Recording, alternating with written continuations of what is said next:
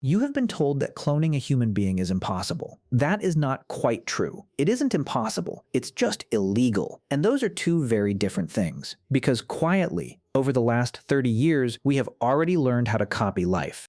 And we have gotten very, very good at it. It started in 1996. In a quiet lab in Scotland, a lamb was born. They called her Dolly, and she was not like any animal that had ever lived before, because Dolly had no father. She was grown from a single cell taken from another adult sheep, a living, breathing copy of an animal that already existed. What they don't tell you is that Dolly was attempt number 277. 276 tries came before her. Most never made it. The ones that did were often wrong in ways nobody likes to talk about. But the 277th time, it worked. And once it worked once, it could never be uninvented. Then the floodgates opened. Mice, cows, pigs, a cat called Cece, a dog, a horse. One by one, we copied them all. And then we did something stranger. In 2003, scientists took cells from an animal that was already extinct, a wild mountain goat, and brought it back. It was born alive. It breathed for a few minutes, and then it died. But for those few minutes, we had reached back into the past and copied the dead. For a while, there was one line we could not cross. Primates, monkeys, apes, and us. They were supposed to be too complex, too delicate. The experts said it plainly. You can clone a sheep. You will never clone a monkey. And then, in 2018, in a lab in Shanghai, two little long-tailed monkeys were born, Zhang and Ha, perfectly identical, made with the exact same method that made Dolly. The last wall had quietly come down. 6 years later, they did it again. A monkey named Retro, the first cloned monkey to grow all the way up into a healthy adult. And not just any monkey, a rhesus macaque, the kind of animal whose body works almost exactly like yours. Now, here is the part that never makes the headline.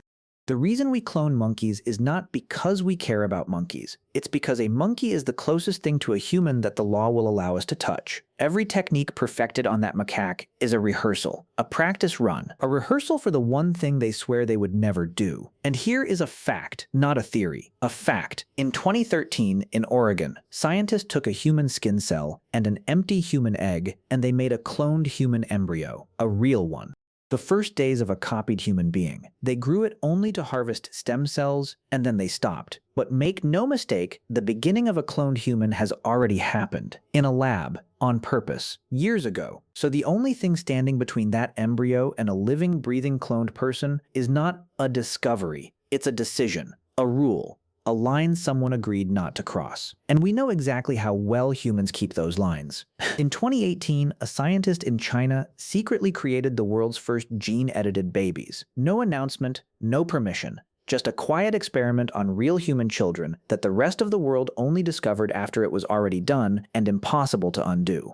So ask yourself the uncomfortable question. If one man, working mostly alone, could do that in secret, what could a government do? What could a billionaire do? What could a program with no name and no budget you're allowed to see do? This is where the theory begins. It goes like this, that somewhere, off the record, the line has already been crossed, that the sheep and the monkeys were never the destination, they were the practice.